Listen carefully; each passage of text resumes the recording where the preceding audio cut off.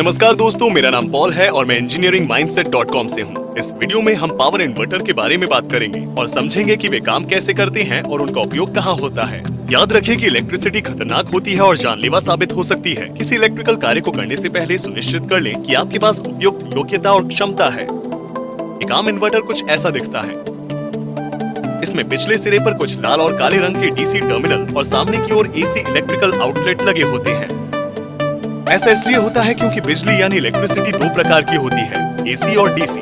Inverter का प्रयोग DC या डायरेक्ट करंट को एसी यानी ऑल्टरनेटिंग करंट में बदलने के लिए किया जाता है। हम एक रेक्टिफायर का प्रयोग करके एसी को डीसी में बदल सकते हैं, जिसके बारे में हम एक अलग वीडियो में बात करेंगे। मैंने वीडियो की डिस्क्रिप्शन में उसका एक लिंक दिया है। हमारे घर में उपयोग में आने वाले अप्लायंसेस एसी सप्लाई पर चलने के लिए डिजाइन किए जाते हैं और उन्हें एसी करंट की सप्लाई इलेक्ट्रिक आउटलेट से मिलती है। लेकिन सोलर पैनल और बैटरी जैसे उपकरणों से उत्पादित बिजली डीसी इलेक्ट्रिसिटी होती है।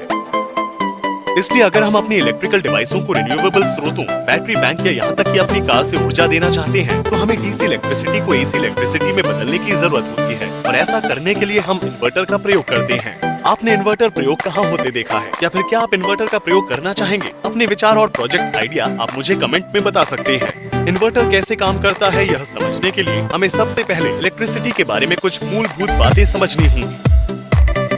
तांबे के तार के अंदर हमें तांबे के अणु मिलेंगे। इन अणुओं में इलेक्ट्रॉन्स होते हैं जो अन्य अणुओं में जा सकते हैं, क्योंकि यह एक जगह से दूसरी जगह जाने के लिए स्वतंत्र होते हैं। वे यादृच्छिक रूप से सभी दिशाओं से जाएंगे, लेकिन उससे कोई लाभ नहीं होता है। हमें बहुत से इलेक्ट्रॉन्स को एक ही दिशा में गति कराने की जरूरत होती है।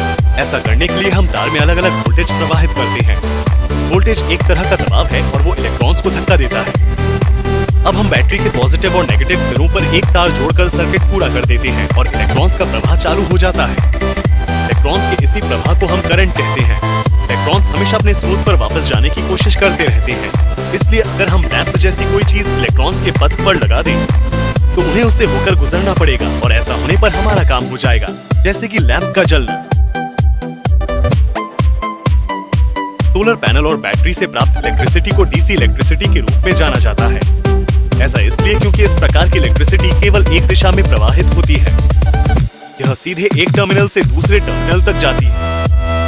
यदि हम बैटरी को पलट दें तो इलेक्ट्रॉन विपरीत दिशा की ओर बहने लगेंगे। आप डीसी इलेक्ट्रिसिटी को एक नदी की तरह समझ सकते हैं, जिसमें पानी जैसा करंट एक ही दिशा में बहता है। इस एनिमेशन में इलेक्ट्रॉन का प्रवाह नेगेटिव से पॉजिटिव की ओर दिखाया गया है, लेकिन शायद आप परंपरागत करंट देखने के अभ्यस्त होंगे जो पॉजिटिव से नेगेटिव की ओर जाता है। वास्तव में इलेक्ट्रॉन्स बस प्रवाहित हो रहे हैं। परंपरागत करंट मूल थ्योरी है और आजकल इसके बारे में व्यापक रूप से पढ़ाया जाता है, लेकिन आपको दोनों तरह के करंट के बारे में पता होना चाहिए। जब हम डीसी करंट में इलेक्ट्रिकल वेव देखने के लिए एक ऑसिलोस्कोप का प्रयोग करते हैं तो हमें पॉजिटिव क्षेत्र में अधिकतम वोल्टेज पर एक सीधी रेखा दिखती है। अगर हम बिजली की आपूर्ति बंद कर देते हैं तो वह रेखा शून्य पर चली जाती है। अगर हम बार बार बिजली चालू और बंद करें तो हमें शून्य और अधिकतम बिंदु के बीच एक स्क्वायर वेव पैटर्न मिलता है। अगर हम अलग अलग अवधियों में स्विच को बंद और चालू करें तो हमें पल्सेटिंग पैटर्न मिलता है। एसी इलेक्ट्रिसिटी में इलेक्ट्रॉन्स लगातार कभी आगे की ओर तो कभी पीछे की ओर प्रवाह बदलते रहते हैं। इसी कारण इसका यह नाम पड़ा है, क्योंकि इलेक्ट्रॉन्स अपने प्रवाह की दिशा बदलते रहते हैं। आप इस तरह की इलेक्ट्रिसिटी को समुद्र की लहरों की तरह समझ सकते हैं, जो लगातार ऊंची और नीची लहरों में उठती और उतरती रहती है। अगर हम तांबे के तार से वापस जनरेटर की ओर लौटें, तो देखेंगे कि यह तार कुछ तारों की कॉइल से जुड़ी है, जो जनरेटर के अंदर लगी हुई है। बेसिक जनरेटर के अंदर हमें केंद्र में एक घूमता हुआ मैग्नेट यानी चुंबक भी मिलेगा। चुंबक में नॉर्थ और साउथ पोल होते हैं, या फिर आप इन्हें आधा पॉजिटिव और आधा नेगेटिव हिस्सा भी समझ सकते हैं। वायर में मौजूद इलेक्ट्रॉन नेगेटिव चार्ज वाले होते हैं। जैसा कि आपको पहले ही पता होगा, चुंबक या तो धक्का देते हैं या फिर अपनी ओर खींचते हैं। ये उनके ध्रुव पर निर्भर करता है। जैसे ही चुंबक घूमते हुए जब कॉइल के पास से गुजरता है, तो चुंबक के पॉजिटिव और नेगेटिव हिस्से मौजूद इलेक्ट्रॉन्स को कॉपर कॉइल के अंदर और साथ ही साथ कॉपर वायर से भी खींचते हैं और धक्का देते हैं। चुंबक के चुंबकीय क्षेत्र की तीव्रता अलग अलग हो सकती है। इसलिए जब चुंबक घूमते हुए कॉइल के पास से गुजरता है, कॉइल में चुंबकीय क्षेत्र की तीव्रता में बदलाव हो सकता है।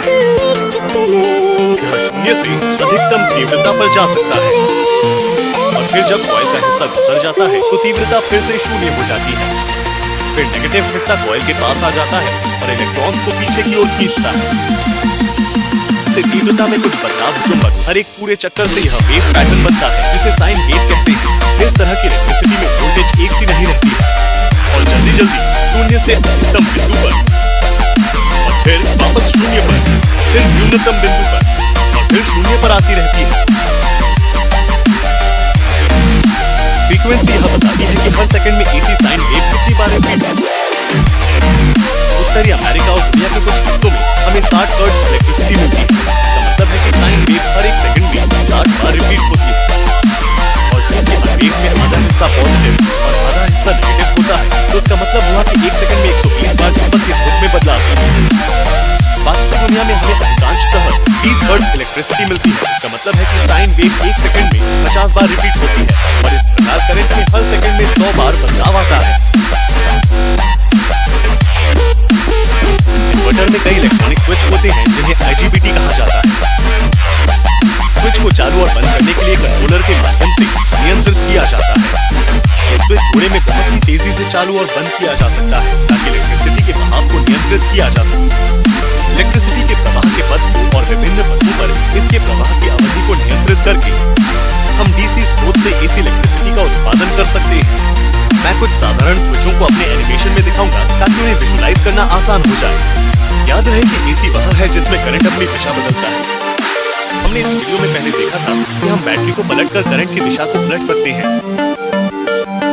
हमें ठीक ठाक AC सप्लाई का उत्पादन करने के लिए बहुत तेजी से बैटरी को पलटना होगा, लेकिन आसान तरीका ये होगा कि पूरे लोड पर IGBT या फिर स्विच जोड़ दिए जाएं, जैसे कि लैंप में होते हैं।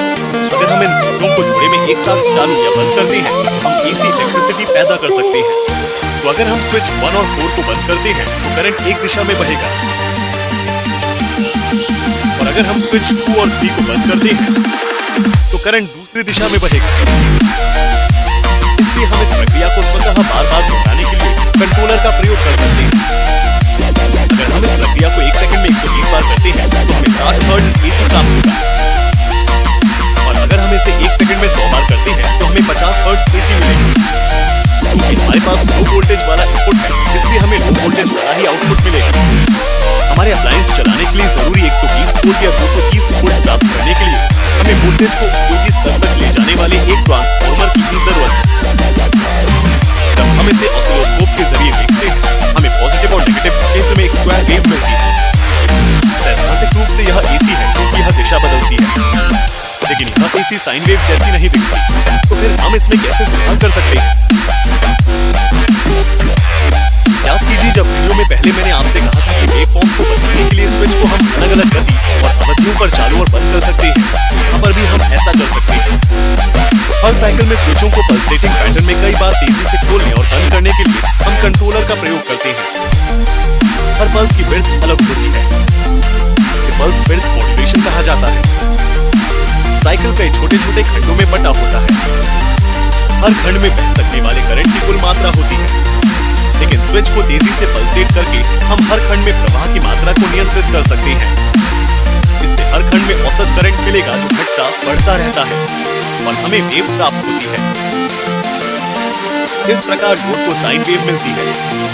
जितने अधिक खंड पास होंगे, यह वेव उतनी ही स्मूथ दिखेगी। आउटपुट वोल्टेज स्विच बंद रहने की अवधि पर निर्भर करता है। उदाहरण के लिए खोलने और बंद करने की अवधि को नियंत्रित करके 240 वोल्ट या 120 वोल्ट का आउटपुट मिल सकता है। स्विच की अवधि नियंत्रित करके हम फ्रीक्वेंसी को नियंत्रित कर सकते हैं। तो एप्लीकेशन के लिए 60 हर्ट्ज, 50 हर्ट्ज या 30 हर्ट्ज जैसे भी आउटपुट की जरूरत हो, हमें मिल सकता है। तो इस प्रकार हम एक 12 वोल्ट की बैटरी लेते हैं और IGBT, पल्स विड्थ मॉड्यूलेशन तथा ट्रांसफार्मर का प्रयोग करके इसे 120 वोल्ट या 230 वोल्ट की सप्लाई में बदल देते हैं। लेकिन यदि हमें ज्यादा पावर की जरूरत पड़ी तो हमारे पास सिंगल फेज और 3 फेज AC इलेक्ट्रिसिटी भी है। दुनिया के अधिकतर घरों में सिंगल फेज इलेक्ट्रिसिटी का उपयोग होता है। बड़ी कमर्शियल बिल्डिंगों और कुछ घरों, खासतौर पर यूरोप में 3 फेज इलेक्ट्रिसिटी का उपयोग होता है। उत्तरी अमेरिका में घरों में स्प्लिट फेज इलेक्ट्रिसिटी का प्रयोग होता है। एक centre taped transformer single phase को 2 भागों में बांटता है, तो 2 हॉट वायर और एक न्यूट्रल होते हैं। स्प्लिट फेज इलेक्ट्रिसिटी कैसे काम करती है, यहाँ हमने पिछले वीडियो में विस्तार से बताया है। नीचे दिए गए लिंक जरूर देखें। सिंगल फेज में जनरेटर से केवल एक फेज का कनेक्शन होता है तो हमें केवल एक साइन वेव मिलती है, लेकिन 3 फेज इलेक्ट्रिसिटी में सभी तीनों फेजों से कनेक्शन होता है। फेज दरअसल तारों के कॉइल होते हैं जो जनरेटर में एक दूसरे से 130 डिग्री पर लगे होते हैं। इसका मतलब है कि घूमते हुए चुंबकीय क्षेत्र का पीक हर कॉइल में अलग समय पर होता है। इससे हमें 3 फेज मिलते हैं। प्रत्येक की साइन वेव अलग होती है और पिछली वाली से थोड़ी आउट ऑफ सिंक होती है। आपको याद होगा कि इलेक्ट्रिसिटी सर्किट पूरा करने के लिए हमेशा अपने स्रोत की तरफ वापस जाने का प्रयास करें। हर फेज में करंट अलग अलग समय पर आगे या पीछे की तरफ बहता रहता है, तो हम आराम से फेजों को एक साथ कनेक्ट कर सकते हैं और करंट विभिन्न फेजों में बहने लगेगा, क्योंकि हर फेज की पोलैरिटी या ध्रुवता समय के साथ आगे या पीछे बदलती रहती है।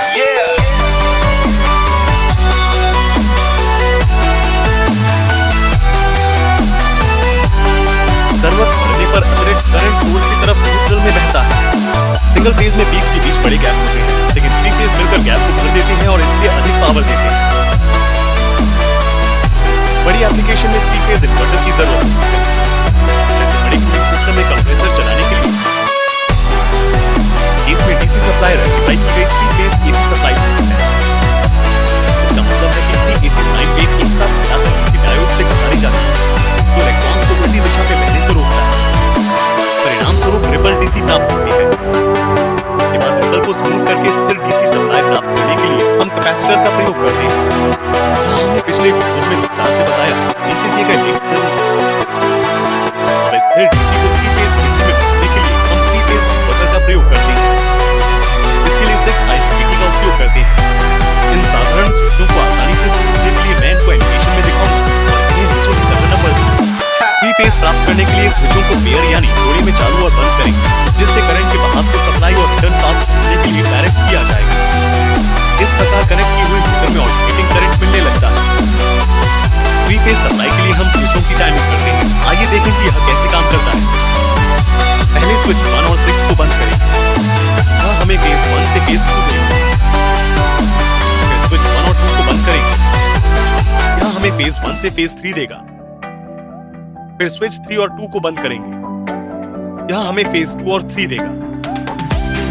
फिर हम स्विच 3 और 4 को बंद करेंगे, यह हमें फेज 2 और 1 देगा। फिर हम स्विच 5 और 4 को बंद करेंगे, यह हमें फेज 3 और 1 देगा। फिर स्विच 5 और 6 को बंद कर देंगे, जिससे हमें फेज 3 और 2 देगा। यह साइकिल बार बार रिपीट होता रहता है। अगर हम इसे ऑसिलोस्कोप से देखें तो हमें ऐसा वेव पैटर्न मिलेगा जो एसी जैसा दिखेगा, लेकिन थोड़ा स्क्वायर होगा। कुछ एप्लीकेशन के लिए तो ठीक है, लेकिन सभी के लिए नहीं। तो फिर से हम साइन वेव बनाने के लिए पल्स विड्थ मॉड्यूलेशन का उपयोग करेंगे। तो फ्रीक्वेंसी और वोल्टेज के विभिन्न आउटपुट पाने के लिए हम कंट्रोलर का प्रयोग करके स्विचों को तेजी से चालू और बंद करेंगे।